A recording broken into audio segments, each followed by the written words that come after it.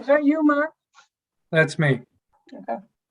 Okay, it says it's being live streamed. I just got the message. You're now streaming live. Yes, we are. Is Julianne on? I've not seen her. And Damien? No. Okay. And John Hull? Nope, John's on vacation. That's why Dave Domenico Jr. is on. Okay. All right, thanks. And I thought I saw John Orlowski trying to get in earlier. I don't Yeah. see him. Yeah, He was here. He sent a chat that said he was dropping out because the real representative was there. Oh, okay. It's in chat. All right. Thank you, Jeff. Okay, I think we're good to go. Beth's all set. Beth just made me host again, and we'll just keep an eye on if anybody pops in, Stan and Mark and myself. So, Hey, go ahead. can you hear me all right, Cindy? Yes. Yeah. All right, we'll call the meeting to order at 6:10 PM. Recognition of visitors. Assuming that Cindy has got everybody written down that's in attendance. Approval of the agenda. Could I get a motion in a second? Rutland County. Make a motion. Washington County seconds. Any additions or changes to the agenda? Jeff? Down under annual meeting, committee reports. Can we change Pat Poon and Jeff Fay to Essex County? I don't know. They did pretty good last time. We've got 14 years before we got to do it again. Yeah, but we're holding you to it. Oh, you always do.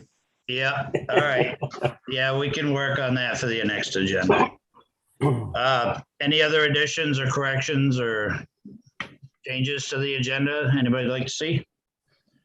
All right, here none, we'll take it to a vote. All those in favor of approving the agenda as presented, Hey, say Tim. aye. Tim, hold on. Yeah. Tim, you there? Yeah, we've been here a while.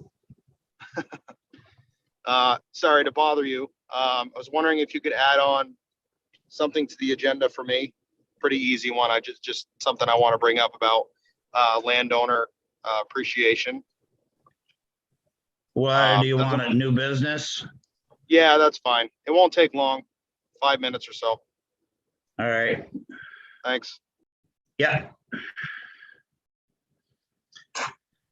Any other additions to the agenda? All right, here none, we'll take it to vote. All those in favor of approving the corrected or added on agenda, say aye. All right. Aye. Those against, nay. Motion carries. Thank you. Secretary's report. I trust everybody's had a chance to read the secretary's report. Can I get a motion in a second? Washington County. Chittenden and Washington. Any corrections to the secretary's report from the November 29th meeting? All right, here none, we'll take it to a vote. All those in favor of approving the secretary's report as presented, say aye. Aye. Those against, nay. Motion carries. Treasurer's report, Patty. Okay, so the data's through November, which is 2 months of our season, or 17% of the budget season. Just to break it down, we'll just do membership since it's early in the season and that's a big number. Our budget for memberships, 2.4. Again, I'm rounding numbers. Everybody should have the real numbers in their packets. The activity for membership income was 395K. And the season so far is 627K. So we are at 25% of the budgeted membership income this, as of now, versus last year this time, we were at 19%. So overall membership income is up 6%. And remember, this is just the dollars. This is not the TMAs. It does not reflect the $30 club and county dues, and it does not reflect donations. This is strictly the dollars for the TMAs. The income through November, the budget's 3.3. The monthly activity is 434K, of which, again, 395K of that came from the membership, majority of that money. Income to date is 696K. Overall income is at 21% of budgeted income expectations to date. And again, last year we were at 17% of our income in this time frame. So that's good. Our expenses through November, our budget is 2.7. Our monthly activity was about 92K. The big nut there is the TMA credit card fees. So that was about 22K of that money. Expenses to date for the season is about 195K. And we're currently at 7% of the expense expectations for this time of year, and which is exactly the same as what we were last year. So overall, year over year, we're up 4% in income, and our expenses are exactly the same as where we were last year this time. Excellent. All right, can we get a motion in a second? Rutland County, I'll make a motion. Wyndham will second. Any questions for Patty on the treasurer's report as presented?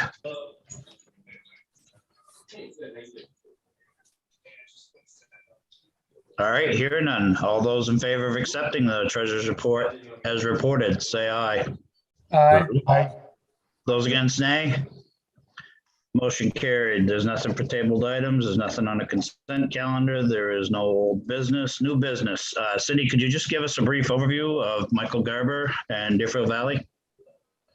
Yeah, I'll be real brief because they should talk for themselves. But basically, got a call a couple of weeks ago about a trail closure. It was a last minute sort of trail closure by a landowner,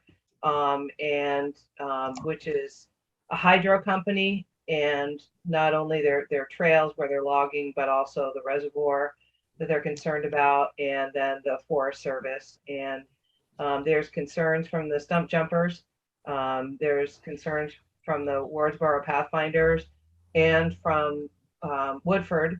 I've spoken to all three clubs, and so I think we should just hear from them and just, yeah, go from there.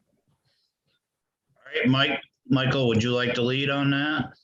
Oh, so we have from the Deerfield Valley Stump Jumpers, Fred March, the president of the club, who's going to explain the situation as it was presented to all of us. And after that, I guess I'll discuss it.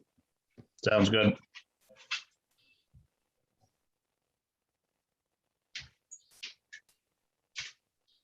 Fred, are you out there?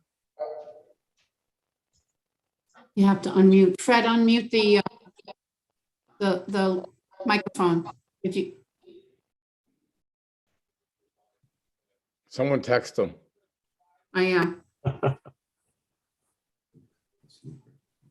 In the meantime, Cindy Brown, Rich Spitzer is the alternate director for Chittenden County.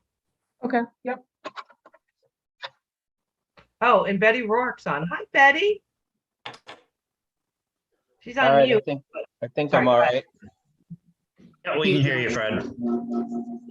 All right. The trail closure for the Somerset Reservoir.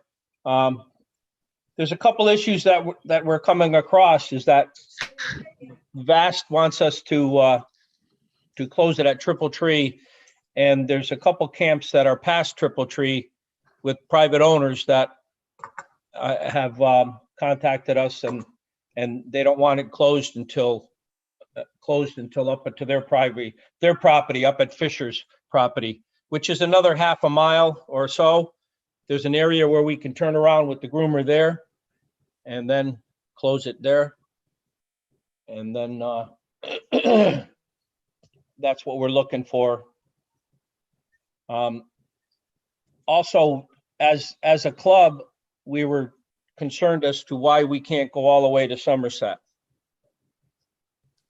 to the picnic area, and turn around there. Those were two of the main issues that we're having. We're getting people that call members and stuff as to why they're closing the whole thing. So Matt, would you like to address that? I'm assuming that's coming from your office. Or I can. Or I Simpson. don't mind. I mean, I think there's really no reason to dead end the trail with a groomer at a logging operation or a reservoir. That's pretty simple. Why we wouldn't do that, because you're gonna send riders, they make it that far, they're going to Woodford one way or another, whether it's across the reservoir or through the logging operation. And I think it's a huge PR issue with the landowner, and it's also a huge safety concern with the kind of equipment they're gonna have in their logging, and honestly, the reservoir as well, being water fluctuating with the dam and everything. So I think it was, that was the main reason for trying to close it off further back and keep riders as far away as possible from those two issues, the logging and the reservoir. Do you guys So- want me to show you a map? Yes. Yes. Yes, please.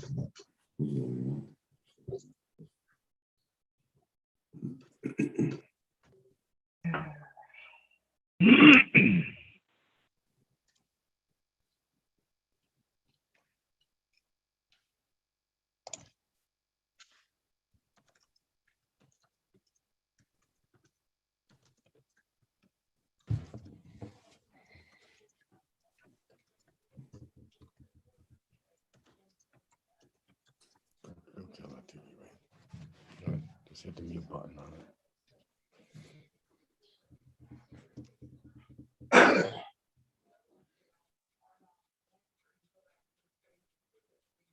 All right, so this is the reservoir right here. The Right. trail used to come down and go underneath and connect to Woodford's trail system.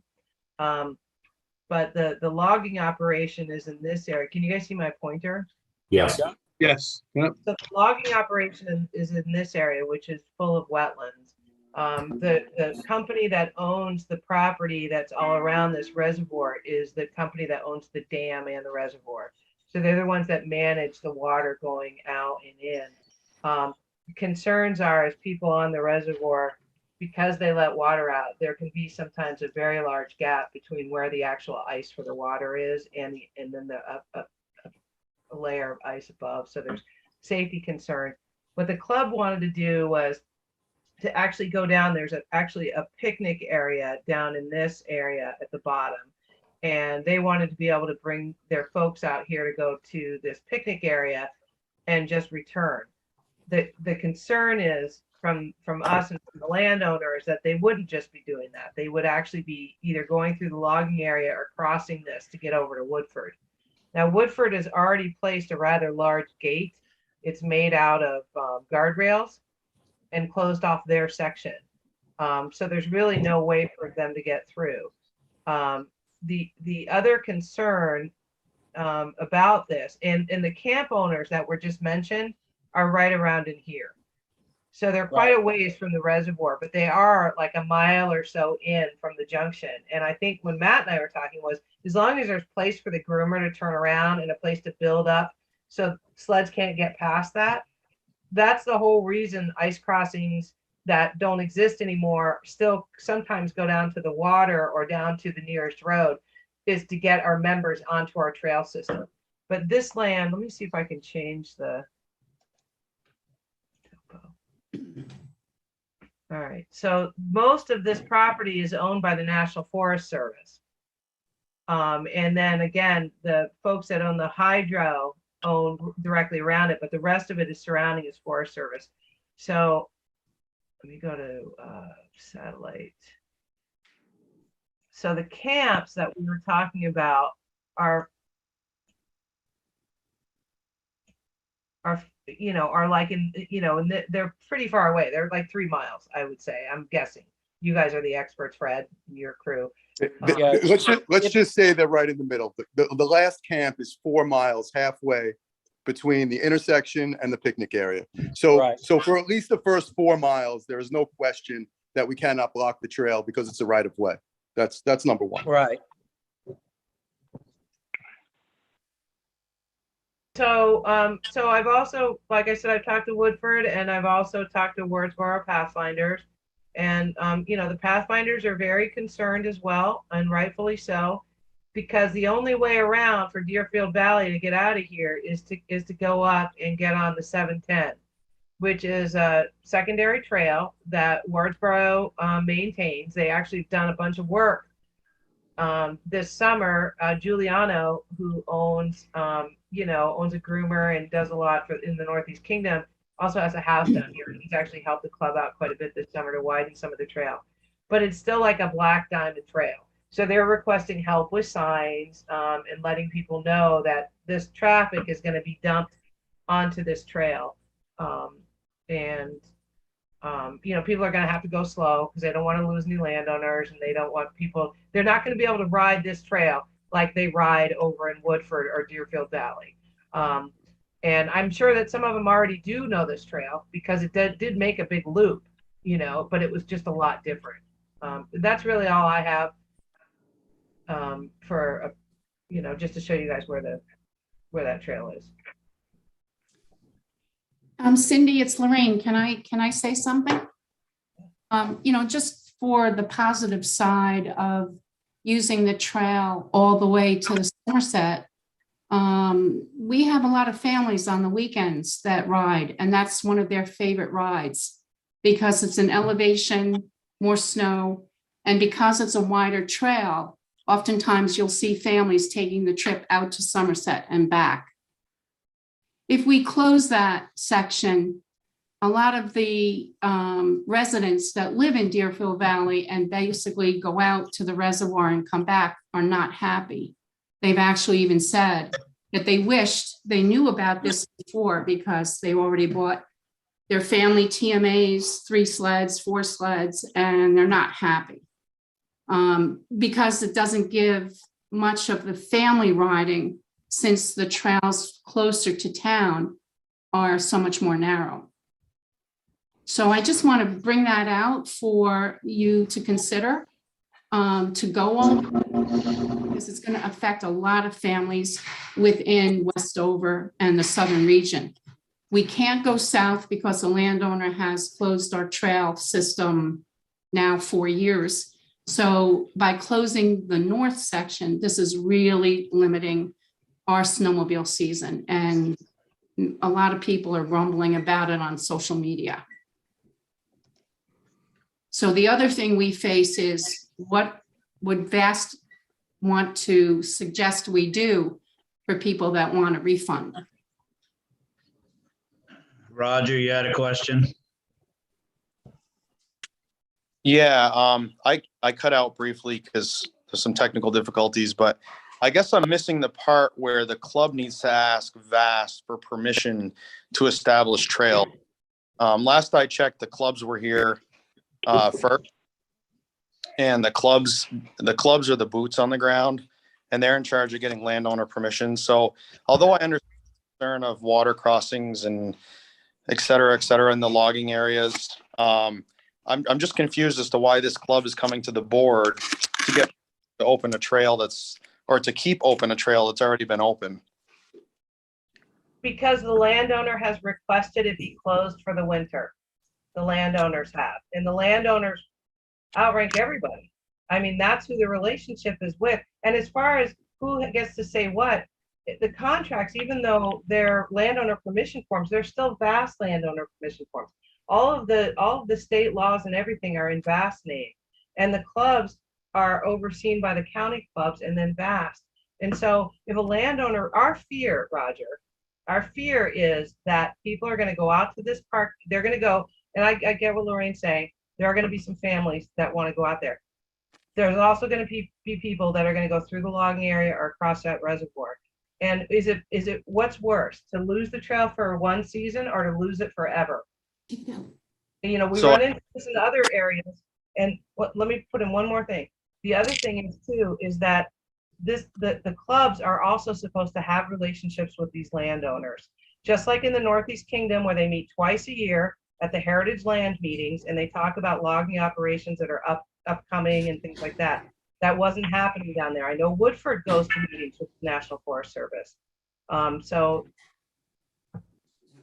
My understanding was that the club would like it to go to the picnic area at Somerset Reservoir, but they are going to cut it a little short as long as it services the landowners that live in that area, which they have permission for. So I get it. If you lead them to a logging area, snowmobilers are probably going to try to traverse their own way, and we want to keep them from that. But we need to keep the power in the club hands as much as possible here. And I, just got a direct message from Matt, which said that the contract or the landowner agreement is between the hydro and VAST is the one that takes care of that. And I get that, but we need to remember our overall mission here is to provide access to the locals, and that's what VAST was founded on. So we need to make sure that we're providing that as much as possible. And if we can find some sort of compromise to meet it so that we can capture as many locals there as possible without going on to Hydro's property, I think that would be the best solution. I agree. And I think the compromise was to go out as far as the camp owners and turn around. Just like other, ice areas that we've had, it's to get our folks back onto the trail system. It's unfortunate. I mean, this is a massively used trail. And it was very, very last minute that they decided. They actually talked about doing this 4 years ago. I bet Deerfield Valley didn't even know that. No, but that's not true, because we were contacted 4 years ago, and we met with Hydro, and we met with those people, and they actually told us that they were going to build us another trail around so that we would never lose the trail. So we don't know what happened in the last 2 years that all of a sudden now we're completely out of the loop here. We don't want to lose we've had a good rapport with Hydro, so we don't want to lose our relationship with them. I know that they're highly concerned about going across the reservoir and their workload up there, but it seems like it was such short notice. We were blindsided, 2 weeks before the season started. So we were too. We didn't know about it either. And I know that 4 years ago, when you guys went out there, you looked at doing a reroute around where the logging area is now, and it was like a lot of wetland. But I do think that, this is unfortunate because it's very, very last minute, and we get it. I'm just afraid that if we lead them up to that reservoir, we're going to have people that are going through there. We're going to have people cutting around Woodford. It's, and we could possibly lose that trail forever. So if there is a reroute, if there is another way around without going on the 710, that's doable for this season. Michael, you had mentioned earlier that if you can get to these camp owners, there's a possible reroute that brings you up to the 710 around the reservoir. Is that correct? That is correct. And as soon as this meeting is over and we are approved to at least go up to the camps, then we can start to research the reroute through the camps and north into Upper Wardsboro and Stratton and beyond, without having to go through the town center of Wardsboro. But we can't do that until this issue is resolved, to at least be able to get up to the camps, up to the last camp. So this is a 1 year. This is a 1 year closure, you think, or There's no guarantee. The email said 1 year, possibly two, depending on when the loggers can start. And if you read the initial email, it's very open in their wording. The other issue here is that the reservoir might never freeze. The reservoir might stay water. The loggers might never come in. And there's the opportunity for us to keep these trails open on a week-to-week basis without disturbing anyone. It was not well thought out when you guys just told us to close everything as far as what could happen.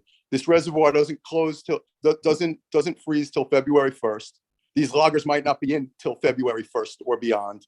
The reservoir could be unfrozen March 1st, and the loggers might be out by March 1st if the temperature's back in the 50s.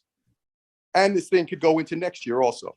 So I think it just is not well thought that VAST so quickly bailed on this whole trail without thinking it through more thoroughly. You know what? can I speak for a second to that? Yeah. Let me. I don't agree with that. I'm sorry. I don't get angry very often, But VAST didn't bail on you, Michael Garber, or your club. We're here for you, and we always have been. But when we have a landowner that says, if we can't do this, and we have people going through, we might lose it forever. That's us looking out for your best interests. We're not in the business of hurting clubs or hurting our members. So I'm sorry, but I get a little offended by that, because that's all we do is try to support clubs and members. And I think going to the camp owners and turning around is very acceptable. That's what we've done everywhere else. That would help out a lot, because the area that we're working on, there is an old trail that goes off to the right of the camps and goes over towards Stratton.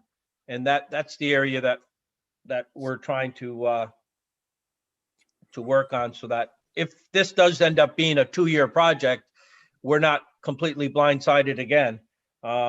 So we've been, we're working on that aspect too. All right, Let me so speak quickly to basically, what are Pathfinders. you looking for VAST to do other than make the landowner change their mind? Because we can't do that. So what are you looking for? We Well, don't want them. Go ahead. It looks like we'd like to at least run the groomer up to the camps, which is another, I think it's a mile or so past Fisher's property. And there's an area there we can turn around. And that'll also, if things work out, we might be able to work that other trail around. Is that on So I spoke with Matt. Matt said that he didn't change your contract mileage. So you still have eligible mileage you could use on your trail if you get it in from the camps up through. True? True. The biggest problem is that it's national forest, a section of it. So I don't know if we're gonna get any help from them, or anything that we can even do this year Yeah. with such short notice. Well, again, we can't change the landowner's mind. They're the ones that control the system, obviously. Right. So The Fisher's property is not hydros. So we wouldn't be going on the national forest or the hydro property if we go to the Fisher's property. now the Fisher's property is which section? Sorry for my ignorance. It's just when you cross 100 and you go up into the woods there for about a half a mile or a mile or so. Fisher's properties, there's a couple camps right up there, about a mile and a half in. So it's just the camps you're talking about, the Fisher property? Yeah. Yeah. So from what I'm getting, nobody has any concerns with you guys going all the way to the camps. We are not going to be able to change the landowner's mind, and we're not going to attempt to. It's too dangerous, and you will just irritate them, and you will lose that forever, and nobody needs that. Right. So what are we looking for? A motion, or are we just looking for somebody to shake some hands? What do we got? Can I ask another question? Hey, Fred, is there a way to put a gate up or do something so people don't go past Fishers towards the reservoir?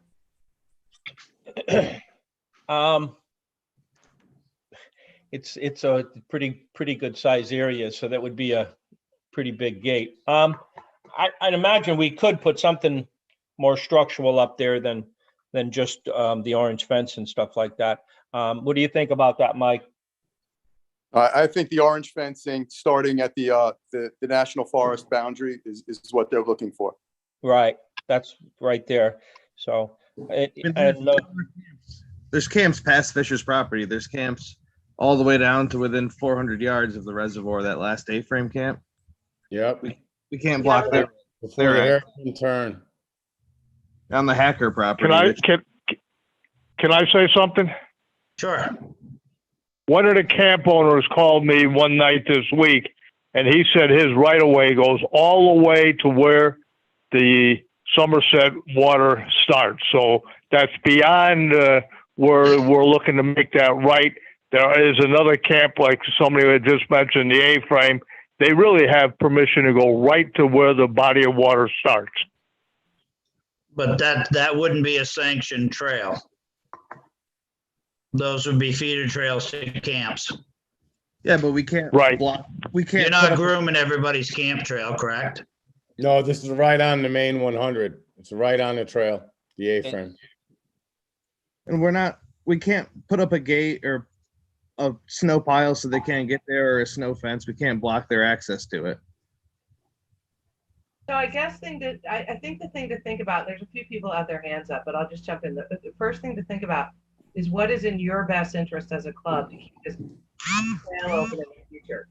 You now have a camp owner that lives whatever 100 yards or 300 yards. Is that actually a person that snowmobiles? Is it worth putting up a fence to keep other people out? You're in your best interest is keeping as many people out of that area as possible until this logging can get done. So we don't have to deal with a full-time trail closure. And that's my biggest fear. So it's how much are you willing to risk? As far as like snow fencing and gates, if you need help, we'll help you. You know, if you need funds to help buy snow fencing and stuff like that, or a gate.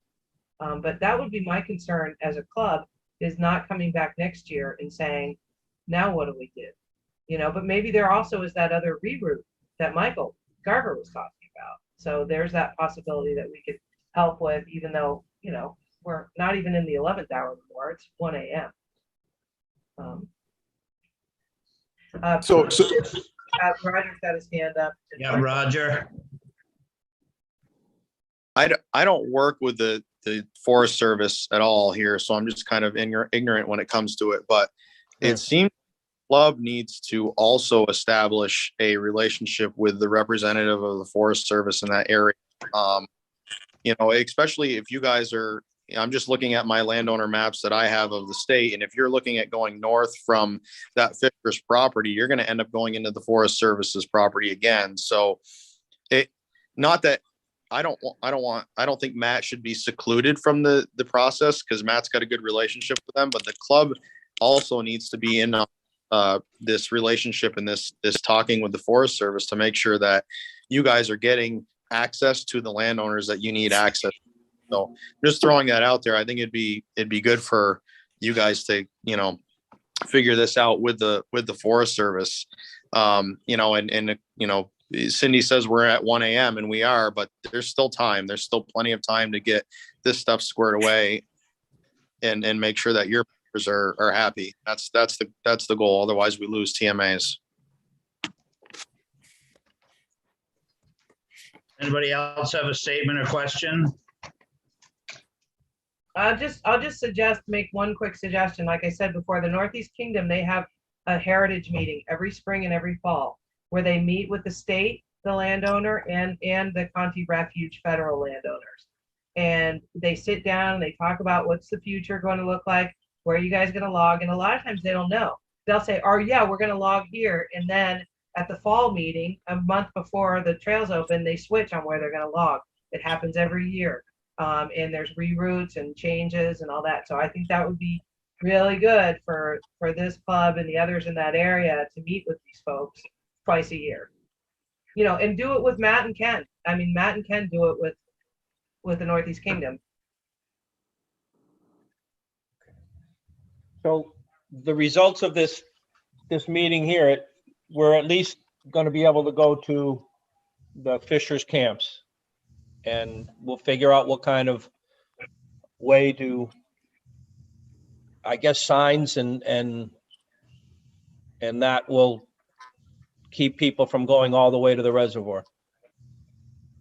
Well, you can only do your due diligence with the signs. You can't make everybody, you know, follow them. But as Matt said in the chat to everybody, you can put access by permit only. There's things that you can do to protect yourself and VAST. And we do need to keep them away from the lake and that landowner, because none of us can afford to lose them. So what are you going to do then? Are you going to work with Matt and Cindy moving forward? This isn't, I don't think it's really much of a board vote. No, we're just gonna go to the camps, and then we're gonna work on that secondary trail. with the National Forest. We do have a rapport with the National Forest, but all the time, all the projects we do with the National Forest are planned 6 months, 8 months ahead of time. Because we Right. know, we know what the deal with there. So we're hoping that maybe they'll work with us a little bit on this because of the situation. But that's about all we can do, and we'll keep you informed and that in that respect. So that's pretty much what we're telling you what we're gonna do. We're gonna go to the Fisher's property, and I guess we'll stop there with the groomer, and we'll put signs up and do whatever we can to keep people from going all the way down to the reservoir. And that's that. The other question I have is what happens if a lot of our members start coming after us for money, for reimbursement? What is VAST? There's 4,730 other miles across the state to ride on. This one temporary closure shouldn't end a family's relationship with snowmobiling. And I do sympathize, this whole board does, because we do deal with these things occasionally. And it's not fair to the club, but it's also not fair to VAST. And it is a tough situation, and we will work with you the best we can. But at the end of the day, we have to protect our assets, which are the clubs, which is you guys, and it's the organization. Yeah, it's Tim? it's Yes. Lorraine Tully. I mean, just to make a statement, 4 years ago, myself and the previous president, along with the membership chair, we actually attended the meetings that were up at Stratton. And were involved with quite a few emails thereafter regarding the plan. They had 17 projects, one of which we knew was Somerset. And this is what we were told: don't worry about it. We'll figure out a simultaneous way that both the logging and the snowmobiles can work together, because they knew this is a major glitch in our system. And our trail system is dead in the water without using Somerset, going to Woodford. Many snowmobilers have always gone up Reservoir as soon as the ice is there. I know it's not something that VAST likes to hear, but no different than Island Pond. They use that lake across to Conteo Silva's reservation and go north. So there is also trail all the way around Island Pond to pretend people are not allowed on the lake. It's unfortunate. Landowners change their mind, and it can be anything from a simple loud exhaust to a midnight ride. And it is very unfortunate. And as I said earlier, you have our complete sympathy. You're working with somebody that's dealing you cards you can't follow through with. We will do the best we can to work with you moving forward, but we have to. You actually just made your landowner's best argument for you not to be there. You need to keep him happy so that you can continue that trail when they're done logging. Understand. So, and I am sorry, but this board is sorry. Go ahead, Ivor, you had your hand up. Yeah. Sorry, Cindy. As we get into the riding season, Wardsboro may need help if they get, they're going to get a lot more traffic on their 710, and depending on what they need for support, be it signs or another piece of grooming equipment or whatever, we should try to be ready to help them with whatever they need to accommodate the extra traffic that they're going to get. yeah, so thanks, Ivor. So I've been in touch with Wardsboro. I've talked to Gary Urbanati a few times now. We are going to be helping them by providing some signs that tell riders that are coming onto their system about what their trails are like, and to ride slow and be safe, to slow down in town and things like that. That was the other point too, is that this is not the only affected club. Wardsboro is going to be vastly affected by this, as is Woodford. Woodford lost miles too. They've already closed off their trail system, and they also get a lot of traffic. And if there's a reroute, that they should be brought into the discussion too. And again, that brings me back to that scenario of the Northeast Kingdom. This isn't just the Northeast Kingdom snow blasters. this is all the clubs that are affected by those trails that meet twice a year. So I think this is a good lesson that we can take and do that. Lorraine mentioned that they did have a meeting a few years ago. I'm assuming, Lorraine, that other clubs were there, not just yours, that were meeting with the Forest Service or the hydro folks, but moving forward, definitely. Grooming equipment, Ivor, yes. Giuliano is providing something or is offered, and they have a few other folks. But again, they're grooming with snowmobiles. You know, it's not wide enough for like a piston bully or a tucker at this point. They did a lot of work this summer, but they're still, you know, it is not class 1 that people are used to riding. So we are going to continue to help. I've actually written a press release that I wasn't ready to send until you guys had this meeting tonight.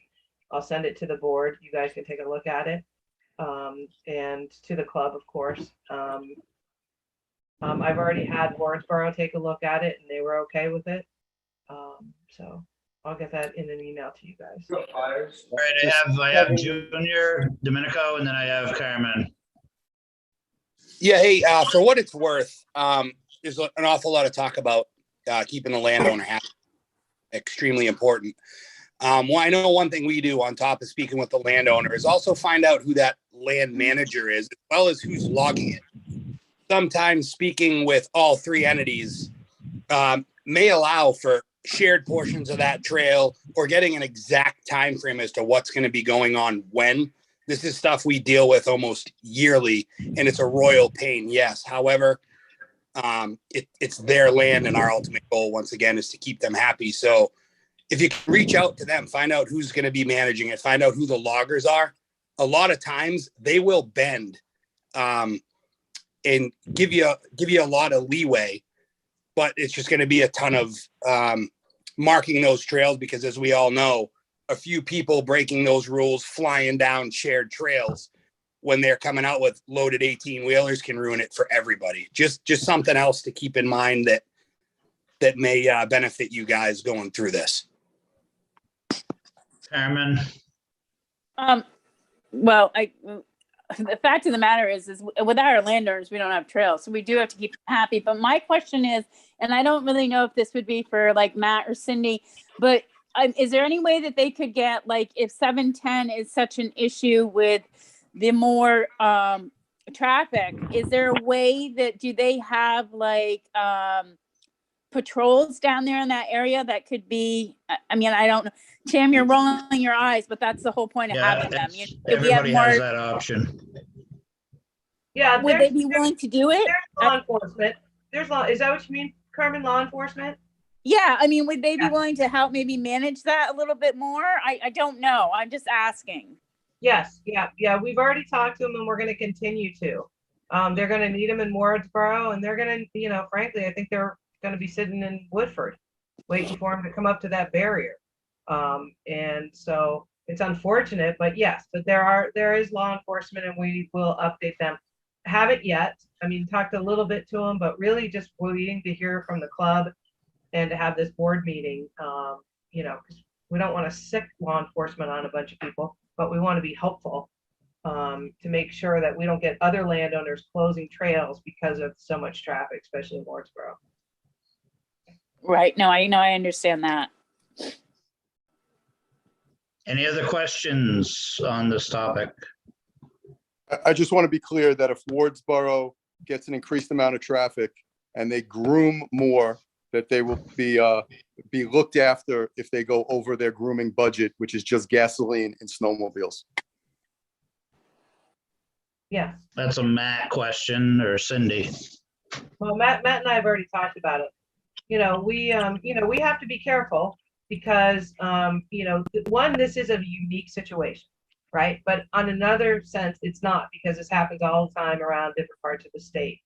But that being said, this is unique because it is unloading from class 1 to a lot lower class trail system without a way around it. So yes, will we expect to be helping them more? Yes, we've communicated that with them.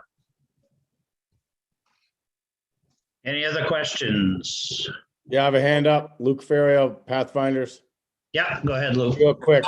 On any given day and a Saturday, on a great Saturday, we might have 75 to 100 sleds going to Wardsboro. There are 6 roads intersecting. There are 5 90-degree turns on asphalt, right? We're very weary on our communication with the locals in town because we don't want to get them, we're trying to play this as professionally and calmly as possible. I mean, we don't know if we're going to be able to, like, I talked to the police chief in Dover. I talked to Mike Arbor. I'm with him every day. If we bring the police, law enforcement in, there's already been pushback from a lot of the locals, but then again, the locals, they don't know what's coming. So, I mean, it'll work out and it'll all be fine. But if we have 500 sleds on a good day, what are we supposed to do?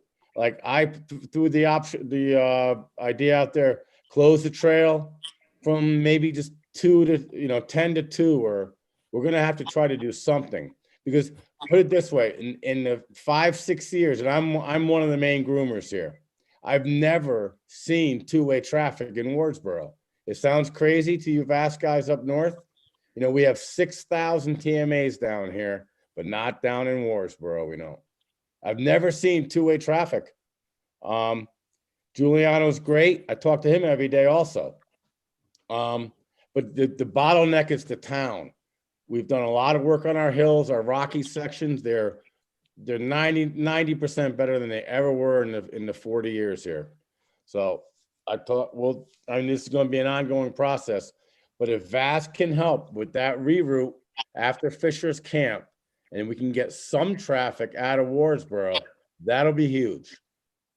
That'll be make or break for our area down where we are. And that's it. So maybe next steps would be, I know that Matt reached out to the forester today, and they have not connected. Sounds like you guys should be connecting with Matt and the forester, maybe on a Zoom meeting, and start to talk about this and see, because we certainly do not want to abandon Wardsboro or Deerfield Valley or Woodford. Yeah. And that press release I wrote, Fred, has a lot about like what your trail system is like and what they should expect. So I'll send that out to you guys. Sounds good. I'll send it to Michael. I guess we'll just do the best we can. Yep. All right, I appreciate everybody showing up and giving their side of this. It's new to you guys. Unfortunately, it's not new to a majority of us, and we do sympathize with you, and we'll get through this. All right, thank you. Next up, TMA sales update, Cindy. Yeah, so we had a very busy last week, and we're at about 17,500 members, and on TMA sales and volunteers and things like that. I think it was 17,400 something for total sales, and then 17,500 something including volunteers. And right now, just the biggest update is now they're telling us the stickers won't get here till the beginning of, or the end of January. So we're trying to figure out what we want to do about that. Beth and I talked about it a little bit this morning. Maybe we just mail out temporary TMAs. It's hard for us to email them to everybody because it has to be done in small batches. And also people's emails bounce back or it ends up in spam. So we're thinking about just emailing everybody the paperwork that they need to carry with them for the season, because we don't know when the stickers are going to get here, and then just letting law enforcement know. So that's probably the route that we're going to go. Right now, the temporaries are good until the middle of January. But I mean, seriously, folks, we ordered these the first day that we could, which was the day after annual meeting. Now, because we don't have pricing on them, we're actually going to order next year's in April, so we never run into this again. But it's unfortunate. It's just the way it is this year. And so that's kind of the update on TMAs. All right, thanks, Cindy. Landowner Roger? Yeah, just real quick, I wanted to see what everybody else is dealing with out there and just kind of throw this out there. I think one of our long-range plans that we need to start looking into is how we can either, I don't know, I don't want to say compensate because I know we're not supposed to do that, but somehow show our appreciation to landowners. We're running into some real big issues up here where we're having landowners start saying, you know what? My taxes are going up every year. I think it's great that you guys used it for snowmobiling, but I get nothing in return. You know, we had one landowner that closed us off until the last minute because of it. Our club, up until a couple of years ago, used to give free club memberships, and even though that was only worth $20 or $25 at the time, and we gave 2 per landowner, they were happy with that. They loved it. They got something in return, and you know, we stopped doing that because of the liability and the legal language and all that stuff as we started cleaning up our club's policies. But we need to look at doing something in the future, whether it's us or the state or something, to compensate or make a return on investment for these landowners. We have to, because I know for us up here in the Northeast Kingdom, things are slowly closing in on us, and it is getting harder and harder every year. So I'm just throwing that out there. I'm not expecting any action to be taken tonight, just throwing it on everybody's brain. Whether it's a long range planning committee, you know, thing to look into or something else. We need to do something, and whether that's petition, we petition the state for them getting a small tax break or something. I mean, these guys start closing their property, and you know, the state's revenue is going to go down anyway. So I know you've all thought about it before, but it's really starting to come to a head up here. Yep. Yeah, it's definitely a legislative issue for sure. All right, thanks, Well, Roger. Oh, wait. go ahead. Somebody had a question? Well, Cindy, wasn't this something, I feel like this was a big debate and you had talked to whoever does our lobbying. I'm sorry, I'm having a brain skip for a minute. Does our lobbying at some point, like not a year ago, but it was like a few years ago that this was tried to be tackled at the state level. Yeah, it's pretty much brought up every year because we're not the only ones who use landowners. And everybody knows they're not compensated, but it's actually been brought up since like the mid 70s. And there's been bills that have been shot down.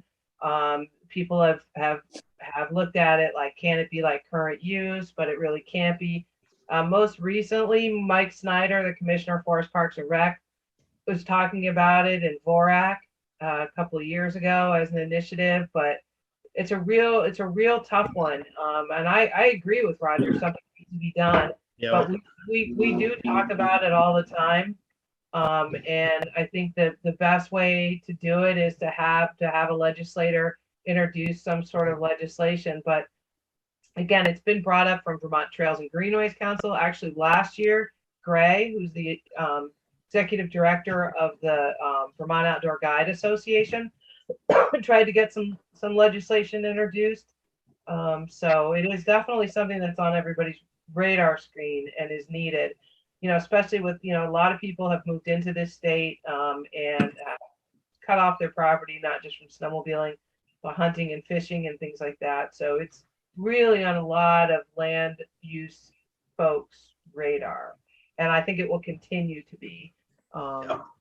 Yeah, it needs to become a priority. And because I'm serious, I know other clubs are feeling it, but we've got some massive landowners, and even our small ones, if the parcel's 1 acre, it still makes a difference, you know. And I've been told, you know, I was told for years and years and years that we were not exempt from permitting on the rail trail. Lo and behold, we were. I was told for years and years that we couldn't cross water crossings, and we found a solution to that. So we've just got to keep pressing forward. I think the more pressure we put on our legislators, and, you know, I'm happy to help in any way that I can. I don't want to be the guy that proposes it and backs out, but you know, if as long as it's part of our 5-year plan at least. I think it's a good goal to set. Roger, back Sure. in 2009, when I was president, I had a very long discussion with Governor Jim Douglas about this. And he thought it was a great idea that we would incorporate them into current use. His only question was, how do you recoup the funds that you're going to lose from taxes? And that's the answer. If we came up with a way to be able to replace those funds that the state loses, which currently we already do, but they get that for nothing, then you might be able to get it in there. Well, they're like I going to said, end up losing.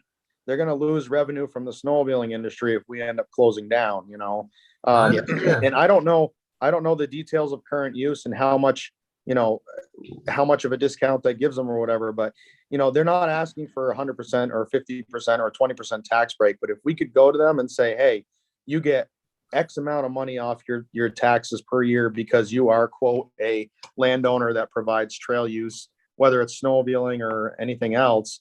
I think that would make our lives a lot easier. And we have to let the governor know and the legislature know that the walls are closing in on us. And it's getting harder and harder, not just for us, but for the cross-country ski trails and the mountain bikers and all that stuff. So I would just like to add that we have been bringing this up year after year after year after year. So this isn't like a new initiative that all of a sudden has come about. This is something that we talk about all the time. And what Pat has just brought up is true. They're not going to give you something for nothing. There's no you would have to replace the revenue, right? That they're going to lose if they're going to give a tax break or something like that.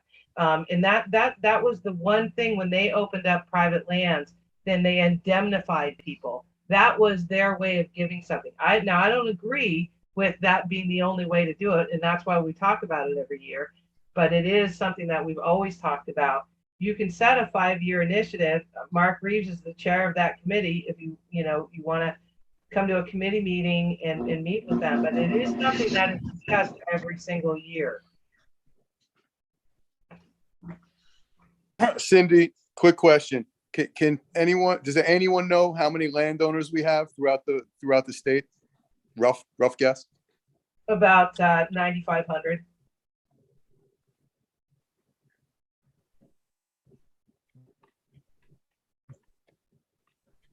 I'm just, and it doesn't even necessarily need to be a tax break, but if we made some changes by becoming self-insured. And if we could make some sort of legislative language changes that say that, landowners are allowed to have at least a free VAST membership or a TMA or something, it doesn't have to necessarily be a tax break. I mean, these landowners were happy getting 2 Drift Dusters memberships because it meant $25 off their TMA every year. But now we're giving them nothing, and we can't even give them a $25 gift certificate because that technically counts as compensation. So that's why I guess I'm kind of bringing it back up, because becoming self-insured and some of the new things that we're dealing with now, there may be loopholes around it, even if it means that we need to make some legislative language changes to protect the landowners in the event that we quote compensate them. It's something worth looking into. And I understand what you're saying with the tax break and trying to come up with lost revenue. I get that. It's balancing numbers, but there may be some other creative ways that we could do it, and if that means not even a free TMA, a landowner TMA, right? I don't know. There's got to be something we can do. All right, why don't we throw it at the Long Range Planning Committee? Actually, Let- Roger, Let them work on it afterward. I'd like to know how many landowners you have, how many landowners buy TMAs? I know some do because they do reach out to us to see if they can get one. About how many do you have in your club? Out of 180 landowners, I'd say probably 10%, 20%? If 10%. I mean, maybe around 10%. But the thing is, it doesn't matter if it's a landowner. The issue we ran into this year was a landowner owns thousands of acres in the town of Holland. And whether it's him or if it's somebody that owns 1 acre in Derby Center, that means we can't cross through the center of town and provide access to gas and lodging. They both mean the same to us. So I don't think that there would be a lot of lost revenue to us as VAST if we provided some sort of discounted membership. But if we went to the landowners and said, hey, if you ever decide to get into snowmobiling, you get a discounted membership, I think it would go a long way. I think you have to think about a little bit of what kind of precedent this sets. Does this open up the door that every landowner that allows a hunter to use their property now gets a free hunting license and ATV trails and all of those? It's a tough area to jump into. That's not my concern, honestly. I'm worried about snowmobile trails, and I understand what you're saying, but I think the tradition of hunting is a little bit different when you're walking by foot versus you've got loud motorized vehicles going through your property. And I'm not concerned about the ATVs. I'm an ATV supporter, but it's not my concern.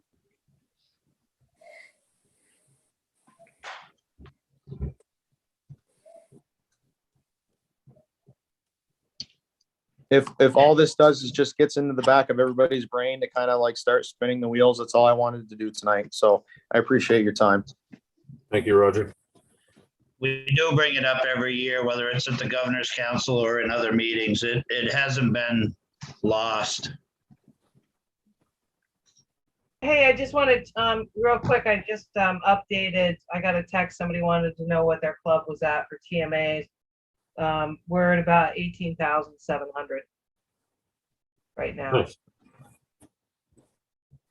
That was a quick jump. Yeah, from Wednesday. Perfect. Well, that's 1,000 regular season.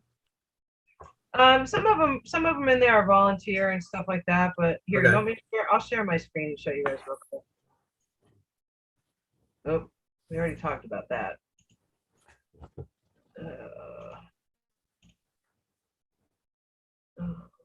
So early bird 10,000, in state 316, out of state 4,333, family 2,166, family 673, commercial paid volunteer, that's 100. So we had 100 paid volunteers. I sort of deducted some of those because it says 19,020 down here, but I deducted some of these. I took out like the refunded or the transfers. If we go to the home page, here's so the light blue is this year versus last year is the darker blue. So we're ahead in all categories of sold TMAs over last year. And then here's your clubs over here. So some of the top ones are Brighton, Deerfield Valley, Drift Dusters, Side Hill Chroniclers, Woodford, and then by county, you can see it here. So the leading county right now is Windsor County, 2,556. Next up, Essex, 2,380, and Bennington, 2,435.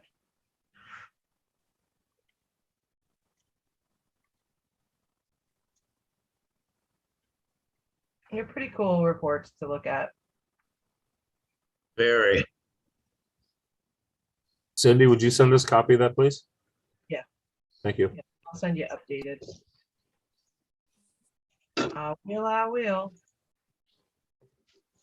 In fact, I'll do it while you guys are doing committee reports. All right, next up, Trails Administrator, ED report, LVRT report. Anybody have any questions?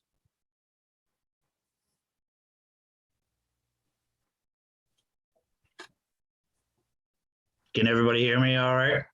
Yes. Okay, perfect. It was pretty quiet for a second there. All right, next up, committee and other meeting reports, Northeast Chapter, Pat and Jeff. We actually met last week. not a whole lot going on. Everybody's getting geared up for the season. Provinces are expecting some COVID issues again this winter. Everybody's trail pass sales are mostly are better than last year. Nova Scotia is down a little bit, but not too bad. And it looks like the ride-in in February, we're probably not going to see many of our northern friends from the provinces. They're concerned about travel and all that stuff. Let's see if there's anything else going on. Everybody's got the same concern about off-trail riding. New Brunswick has done some signage that basically shows the trail between the markers and then trespass on either side. I think we've all kind of seen something similar to that. New Hampshire is working on some stuff with USA in those same regards. But that's about it. Great. Vermont Snow Trails Conservancy, Jim. Nothing. Nothing. All right. Law enforcement, Cindy, you have anything from Gary? No. All right. LVRT. Is there any update this month? I think it's all in his report. Yeah, Yeah, there's some work going on, but nothing much has changed. Perfect. Thanks, Ken. Awards and nominating, Patty. Nothing. Bylaw and policy, Jeff. Nothing right now. All right. Annual meeting. Essex County. I haven't heard anything. I think their plans are still continuing and they're still getting together.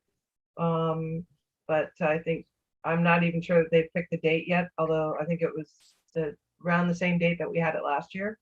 I think it was a report last month.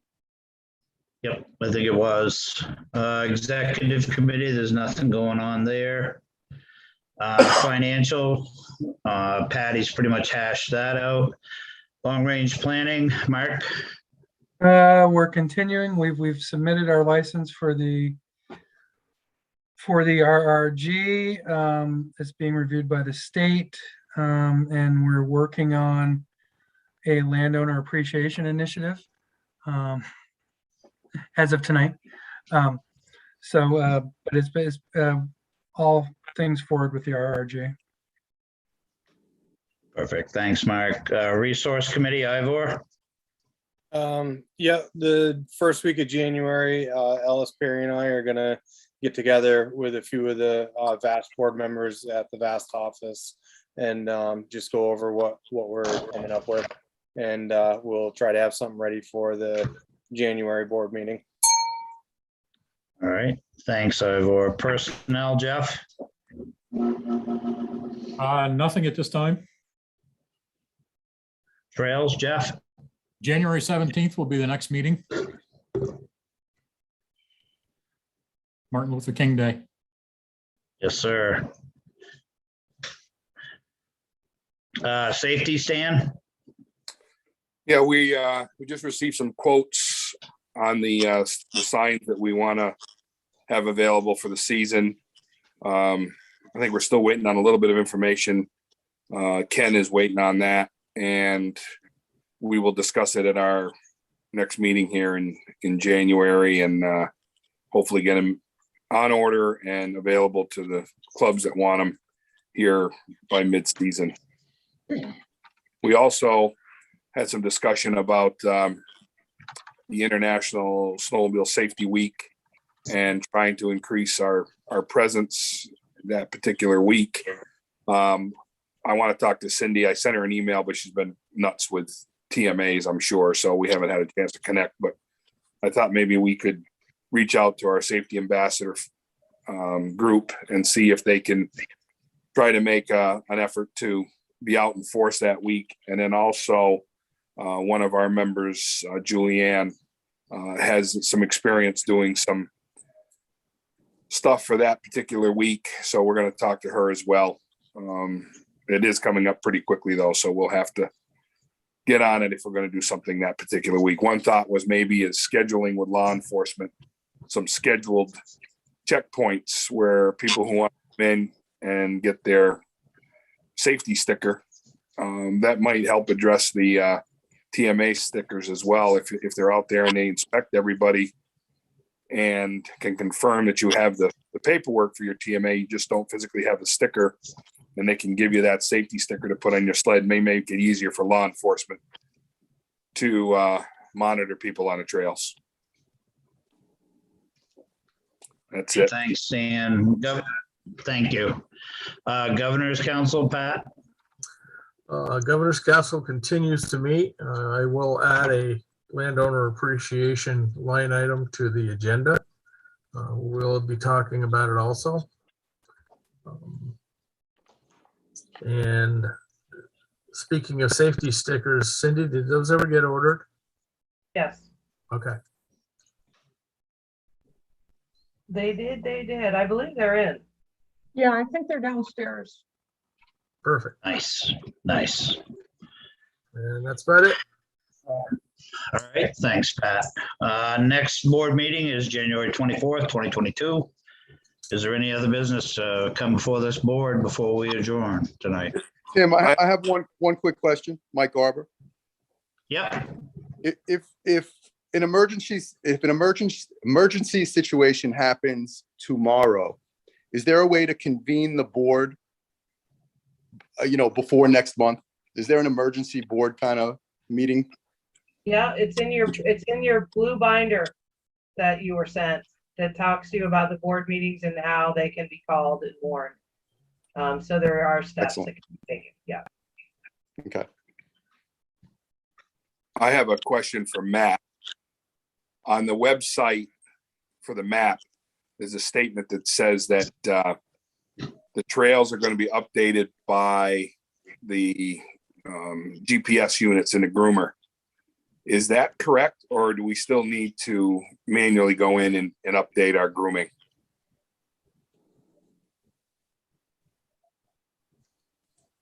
Club can go in and update trail conditions, but the grooming piece, it'll show up blue if it's groomed. So that'll automatically show. But if the clubs want to close trails or put alerts or anything, they can still do that as well, which is good to do. But I mean, if they're out grooming, it's going to turn them green from red, right? Because the groomer will show activity. So is that correct or not? No, it'll just show blue over the top of the red trail. Okay. All right. They might question the Yeah, fact so- of grooming a closed trail. Yeah. Okay. So really, we still need to go in there and make sure if it's open, that we show it as open. And we went in today and made some notations because we have a logging operation on our trail system that was supposed to be done by this year and it's not. And, I understand that the challenges down by Somerset because they were supposed to be all out and done. And we've been waiting to kind of get a reroute done. And now they're not coming back when they were supposed to, and probably will be back in the spring. So all the work that we've done this fall will probably get torn up again. But yeah, so we made that notation, but we'll make sure that when it does open, we'll go to green. So thanks for the update.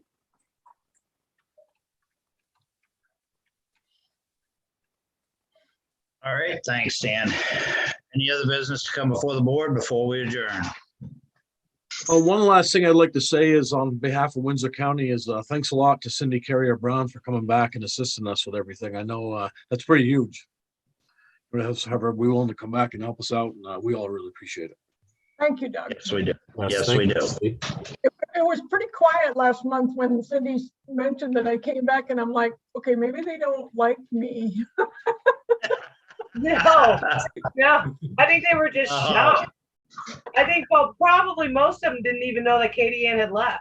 because I didn't tell them. So I think that was the main shock, was that they just didn't know. I think I'd only reached out to the personnel committee. But anyway, yes, we are so thankful she is back. So thank you, Doug, for bringing that up, highlighting her. Thank you, Cindy. Thank you, Cindy. Thank you. Rutland County. Thank you, Have a- everyone. Have a Merry Christmas, everybody. Happy holidays.